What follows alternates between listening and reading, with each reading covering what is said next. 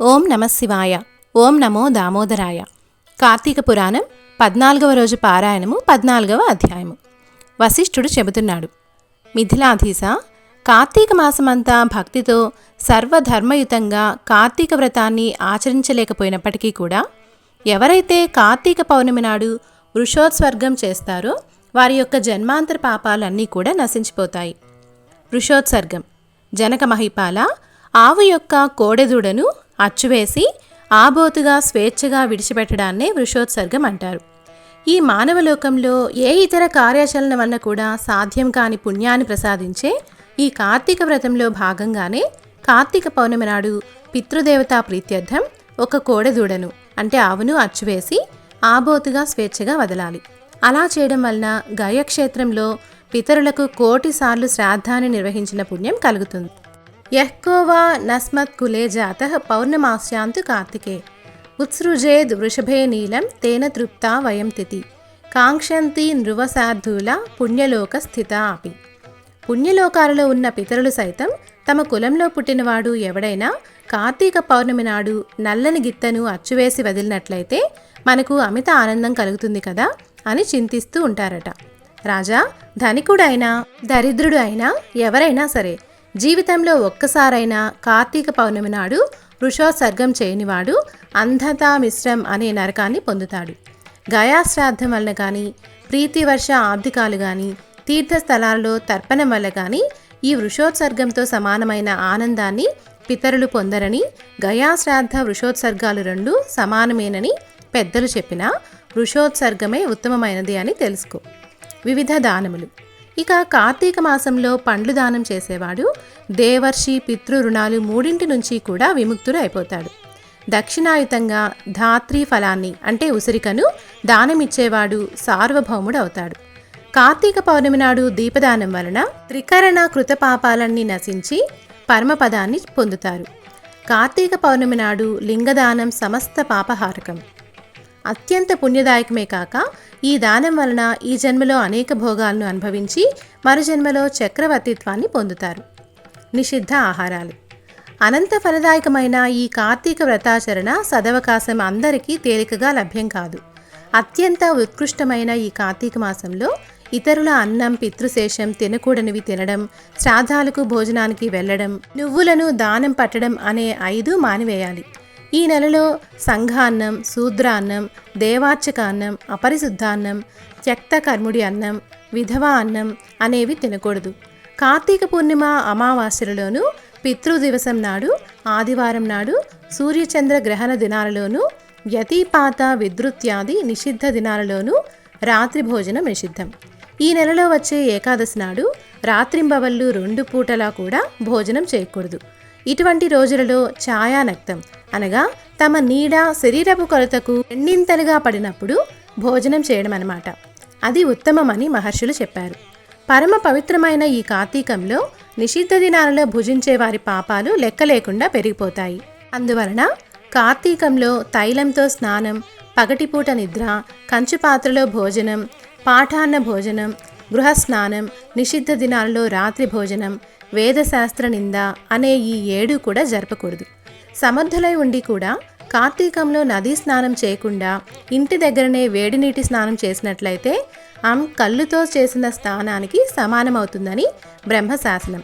సూర్యుడు తులారాశిలో ఉండగా నదీ స్నానమే అత్యంత ప్రధానము.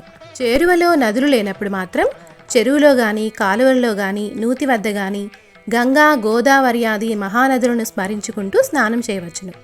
ఎక్కడ చేసినా ప్రాతకాలంలోనే స్నానం చేయాలి. అలా చేయని వాళ్ళు నరకాన్ని పొంది తరువాత చండాలపు జన్మ ఎత్తుతారు. గంగాది నదీ స్మరణం చేసి స్నానం చేసి సూర్యమండల గతుడైన శ్రీహరిని ధ్యానించి ఆ విష్ణు కథాపురాణం విని ఇంటికి వెళ్ళాలి. పగలు చేయవలసిన పనులన్నీ ముగించుకొని సాయంత్రం మరొకసారి స్నానం చేసి ఆచమనం చేసి పూజాస్థానంలో పీఠం వేసి దానిమీద ఈశ్వరుణ్ణి ప్రతిష్ఠించి పంచామృత, ఫలోదక, కుశోదకాలతో మహాస్నానం చేయించి షోడశోపచారాలతోనూ పూజించాలి. పరమేశ్వర షోడశోపచార పూజాకల్పం. ముందుగా పరమేశ్వరుడైన ఆ పార్వతీపతిని ఆవాహన చేయాలి. తర్వాత ఓం వృషధ్వజాయ నమః ధ్యానం సమర్పయామి అని పుష్పాక్షతలు వేయాలి. ఓం గౌరీప్రియాయ నమః పాద్యం సమర్పయామి అని నీటి చుక్కని అక్కడ వదలాలి. ఓం లోకేశ్వరాయ నమః అర్ఘ్యం సమర్పయామి అని నీటి చుక్కని వదలాలి. ఓం రుద్రాయ నమః ఆచమనీయం సమర్పయామి అని మళ్ళీ నీటి చుక్కని వదలాలి.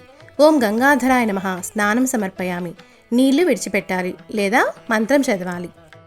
ఆపోహిష్టా మయోభవ తాన ఊర్జే దధాతన మహేరణాయ చక్షసే యోవశివ తమోరస తస్య భాజయతే హనః పూసతీరవ మాతరః తస్మాదరంగ మామవో యస్య క్షయాయ జిన్వధ అపోజన యథాచనః అను మంత్రం పఠిస్తూ నీటితో అభిషేకించవచ్చును. తరువాత ఓం ఆశాంబరాయ నమః వస్త్రం సమర్పయామి అని వస్త్రయుగ్మం సమర్పించాలి. ఓం జగన్నాథాయ నమః ఉపవీతం సమర్పయామి, ఉపవీతాన్ని సమర్పించాలి. ఓం కపాలధారిణే నమః గంధం సమర్పయామి, కుడి చేతి అనామికతో గంధం చిలకరించాలి. ఓం ఈశ్వరాయ నమః అక్షితాన్ సమర్పయామి అని అక్షింతలు దేవుని దగ్గర వేయాలి. ఓం పూర్ణగుణాత్మనే నమః పుష్పం సమర్పయామి అని పువ్వులు సమర్పించాలి.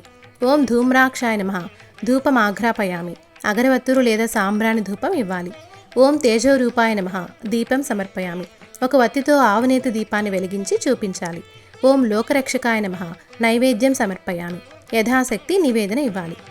ఓం భూర్భువః తత్సవితుర్వరేణ్యం భర్గో దేవస్య ధీమహి ధియో యోనః ప్రచోదయాత్ అనుకుంటూ ఒక పువ్వుతో నివేదిస్తూ పదార్థాల చుట్టూ నీటిని ప్రోక్షించి ఓం ప్రాణాయ స్వాహ, ఓం అపానాయ స్వాహ, ఓం యానాయ స్వాహ, ఓం ఉదానాయ స్వాహ, ఓం సమానాయ స్వాహ, ఓం శ్రీ మహాదేవాయ శివ శివ శివ శంభో శంకర శివ శివ శివ శంభవే స్వాహ అంటూ స్వాహ అన్నప్పుడల్లా ప్రభువుకి నివేదనం చూపి ఫలానా పదార్థాన్ని నివేదించాము అనుకొని అమృతమస్తు అమృతోపస్తరణమసి భూతం సత్యేన పరిసికచామి ఉత్తరాపోషణం సమర్పయామి అనుకుని పదార్థాల కుడి పక్కన ఒక చుక్క నీళ్లను వదలవలను. తర్వాత ఓం లోకసాక్షినే నమః తాంబూలాది సమర్పయామి, 5 తమలపాకులు 2 పోక చెక్కలు సమర్పించాలి. తర్వాత ఓం భవాయ నమః ప్రదక్షిణం సమర్పయామి అని ఆత్మప్రదక్షిణ నమస్కారం చేయాలి. తర్వాత ఓం కపాలినే నమః నమస్కారం సమర్పయామి సాష్టాంగ నమస్కారం చేయాలి. జనక మహారాజా, పైన చెప్పిన విధంగా షోడశ అంటే 16 ఉపచారాలతోనూ కానీ నెల పొడుగునా ప్రతిరోజు సహస్రనామయుతంగా కానీ శివపూజ చేసి పూజ చివరిలో ఈ క్రింది మంత్రం చెప్పుకోవాలి. పార్వతీకాంత దేవేశ పద్మజాచ్యాంఘి పంకజ అర్ఘ్యం గృహాన దైత్యారే దత్తం చేదు ఉమాపతే అనే మంత్రంతో అర్ఘ్యం ఇవ్వాలి. తరువాత యథాశక్తి దీపమాలలను సమర్పించి శక్తివంచన లేకుండా బ్రాహ్మణులకు దానం ఇవ్వాలి. ఈ ప్రకారంగా కార్తీకం నెలనాలు కూడా బ్రాహ్మణ సమేతురై నక్తవ్రతాన్ని ఆచరించేవాడు 100 వాజసేయాలు 1000 సోమేశ్వమేధాలు చేసిన ఫలాన్ని పొందుతాడు. కార్తీకమంతా ఈ మాసనక్త వ్రతాచరణ వలన పుణ్యాధిక్యత పాపనాశనం అవలీలగా ఏర్పడతాయి అనడంలో ఎటువంటి సంకోచము లేదు. కార్తీక చతుర్దశి నాడు పితృప్రీతిగా బ్రాహ్మణులకు భోజనం పెట్టడం వల్ల వాళ్ళ యొక్క పిత్తాళ్ళందరూ కూడా సంతృప్తులు అవుతారు. కార్తీక శుద్ధ చతుర్దశి నాడు ఔరపపుత్రుడు చేసే తిలాతర్పణం వలన పితృలోకం సర్వం తృప్తి చెందుతుంది. ఈ చతుర్దశి నాడు ఉపవాసం ఉండి శివారాధన చేసి తిలలు దానం చేసినవాడు కైలాసానికి క్షేత్రాధిపతి అవుతాడు. ఈ కార్తీక వ్రతం ఆచరించిన వాళ్ళు తప్పకుండా తమ పాపాలను పోగొట్టుకున్న వాళ్ళై మోక్షగాములు అవుతారు. జనక మహారాజా, కార్తీక పురాణంలో ముఖ్యంగా ఈ 14వ అధ్యాయాన్ని శ్రద్ధాభక్తులతో చదివినా వినినా కూడా వాళ్ళు సమస్త పాపాలకు ప్రాయశ్చిత్తం చేసుకోవడం ద్వారా కలిగే ఫలితాన్ని పొందుతారు. 14వ అధ్యాయము సమాప్తము.